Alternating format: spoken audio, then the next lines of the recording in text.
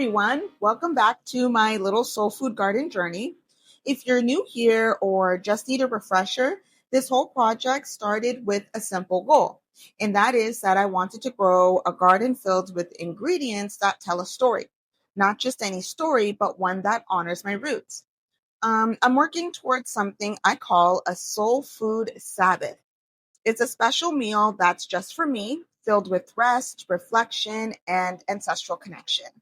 This isn't just about gardening, it's about joy, remembrance, creativity, and honestly, just slowing down. I want this space, this garden, to feel like a quiet little pocket of peace on the internet.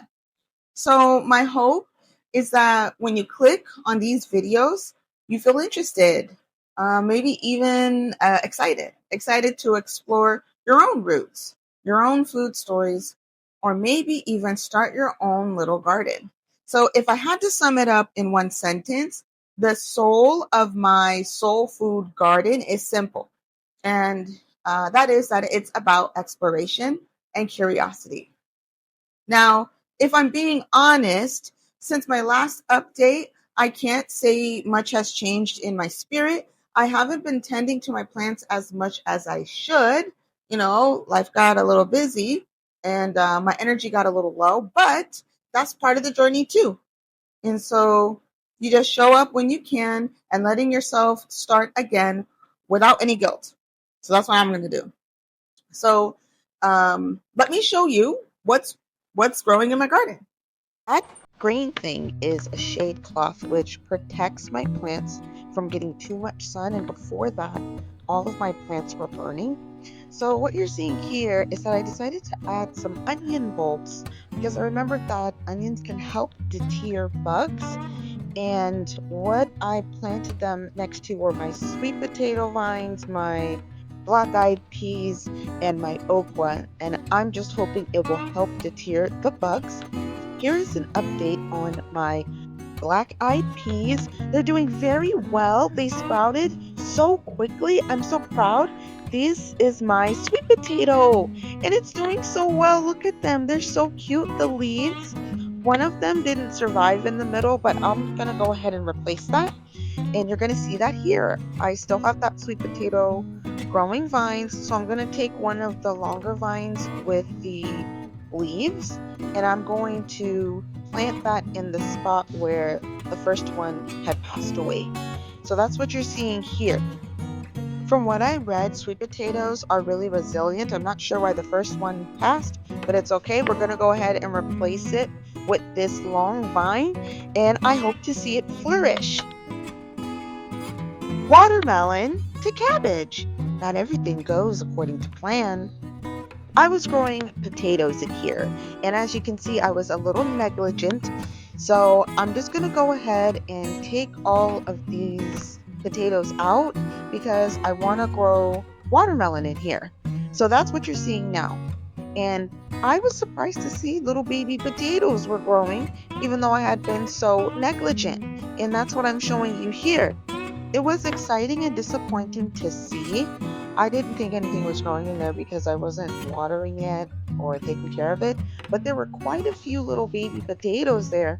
I gotta show you all that I've got. I'm just gonna take it all out and refresh the soil. I had dreams of feeding my neighbors with hearty potatoes, and I guess I'm just going to have to save that for another time. I do have a potato that has a lot of the little sprouts things coming out of it, so maybe I'll use those to grow some potatoes again. So I'm using some Dr. Earth fertilizer as well as a little bit of earthworm casting to refresh my soil, and then I'm adding some water.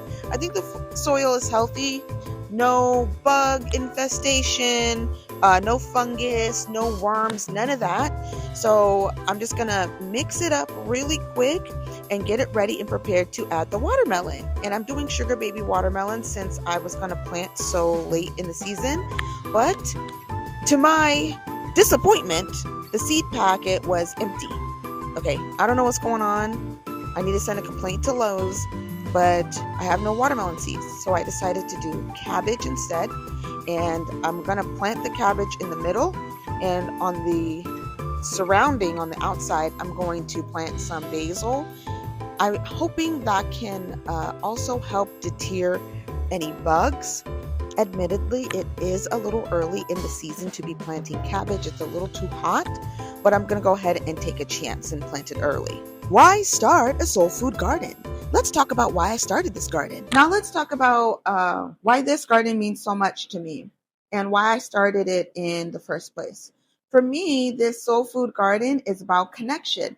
It's a way to connect more with my ancestors and to understand myself on a deeper level. And honestly, it's just a good passion project, something that keeps me busy in a meaningful way, and it gives me something to focus on, something to work towards, and that really feels grounding. And if I'm being honest, a big part of what motivated me to start gardening at all was the election. That feeling of uncertainty and the realization that life can change quickly. And I wanted to feel a little more self sufficient. Like I wanted to know I could take care of myself if I ever had to. Plus, I thought it'd be nice to bond more with my neighbors, maybe share some of my harvest with them as things start to grow.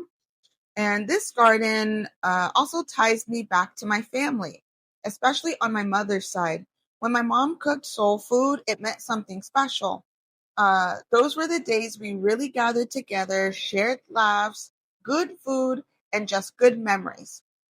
And over time, those big meals became rarer, and I really felt that loss. So now I'm bringing it back for myself, cooking these meals, growing these ingredients, and it feels like I'm recreating something sacred. Soul food for me was never an everyday thing. It was reserved for special moments. And this garden is helping me reconnect to that idea that food can be sacred, tied to memory, identity, and joy. Now, one or out of all the gardens I could have harvested, this one feels the most personal because at the end of the day, I'm not just growing vegetables, I'm growing memories, I'm growing connection. I'm growing a little pieces of my ancestry. So one day I hope to have my own soul food Sabbath where I'm going to cook a special meal just for me, surrounded by the food that I grew myself. And maybe in a way, my ancestors will be right there with me. And you know what? Gardening has been really healing. Watching things sprout and thrive, it's exciting. It feels good to care for something and see it return that care. And if I had to think of one soul food meal that struck me the most, it would be those holiday dinners when the house smelled like sweet potatoes, greens, cornbread. Everything felt full. It wasn't just food, it was care, it was love. And now I'm growing that for myself. Cultural and ancestral roots. This is a part of my heritage. This spinster is taking a moment to reflect because growing soul food crops isn't just gardening, it's ancestral storytelling through soil. Soul food and southern food are not the same. As author Bob Jeffries puts it, all soul food is southern food, but not all southern food is soul. Soul food is how black cooks made magic with what they had. The term soul food dates back to at least 1909, where it was used to describe a special kind of nourishment for the body and the spirit. Later, during the civil rights era, soul food became a part of a cultural revival, a delicious expression of black pride, unity, and identity. Dishes weren't just food anymore, they became edible black power. Many of these foods arrived on horrifying journeys. Take okra, black-eyed peas, millet, and rice. They were all eaten aboard slave ships and carried into the American South. But through survival, creativity, they were transformed into meals of care, tradition, and resistance. Every crop in this soul food garden carries a story. Take okra, carried by enslaved women who braided seeds into their hair. Now it thickens stews and gumbo, stretching little into plenty.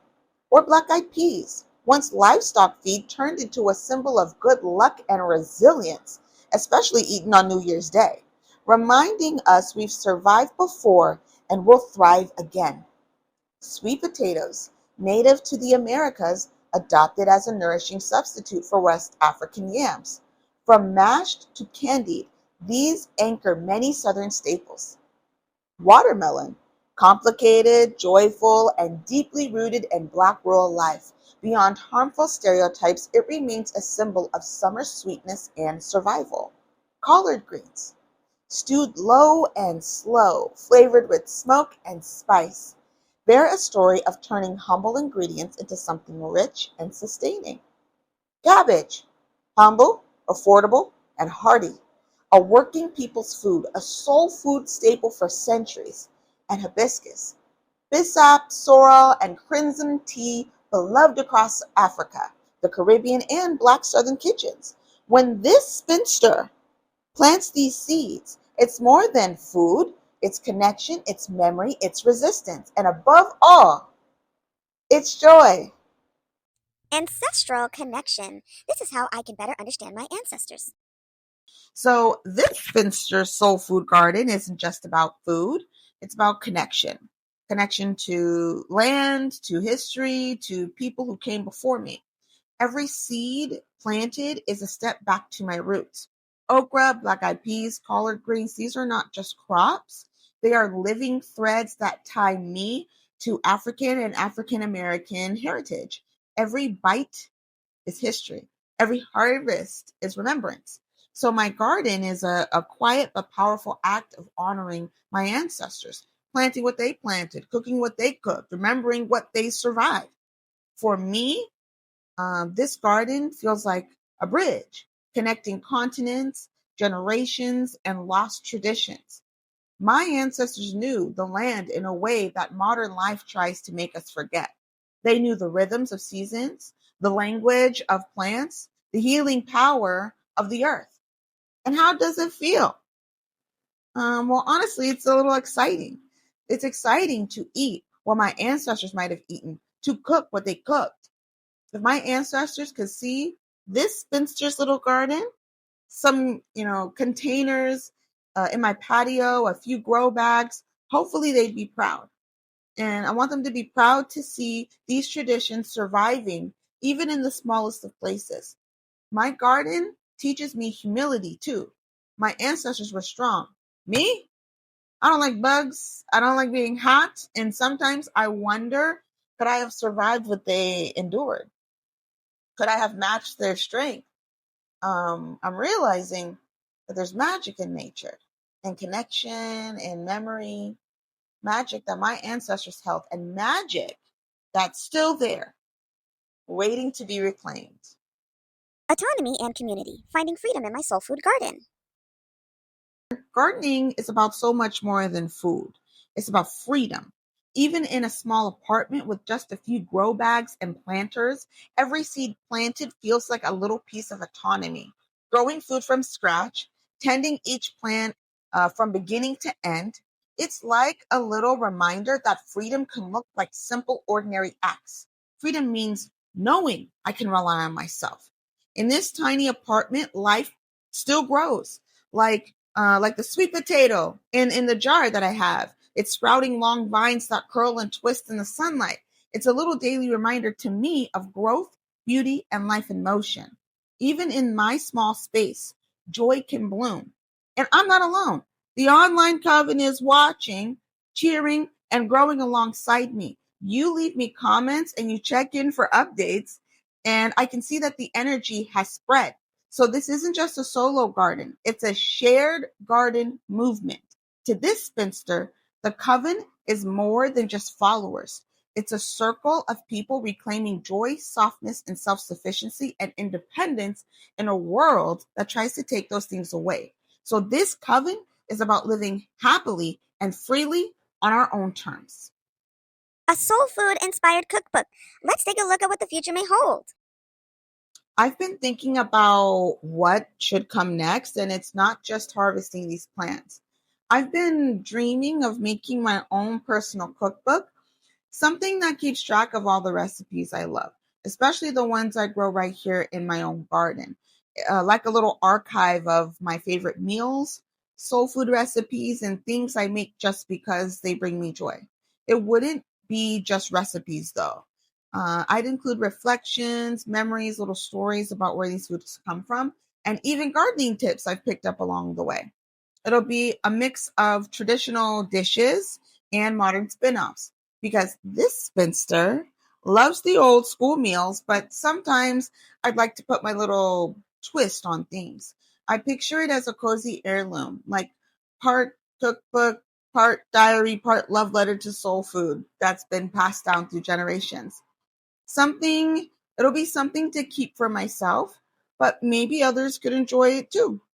A soft, beautiful thing that captures the spirit of solo joy, ancestral connection, and spinster living. The end. Thanks for watching. To anyone watching, what are the foods from your culture that you'd want to grow? What meals or ingredients make you feel the most connected to your people, to your story, to your history? I really want to know what you think of this little soul food garden that I've got. Would you ever start one yourself? Or maybe something totally different, something tied to your own roots? I think it's so powerful when we take the time to honor where we come from, especially in the world that we live in now. I hope something about this journey, whether it's the plants, the history, or even just me rambling about okra, inspires you to reconnect with your roots, your ancestors, or your cultural traditions. And if you want to grow with me, you can follow along. Plant your own little garden or reflect on what nourishes you, body and spirit. This spinster will be right here doing it alongside you. I post on TikTok and Substack and Instagram by the same name, spinster.living. So you can find me over there on those platforms. I'd really appreciate it if you would follow me there as well. And once again, if you made it all the way through, thank you. And please don't forget to like, comment, and subscribe to this channel. Thank you.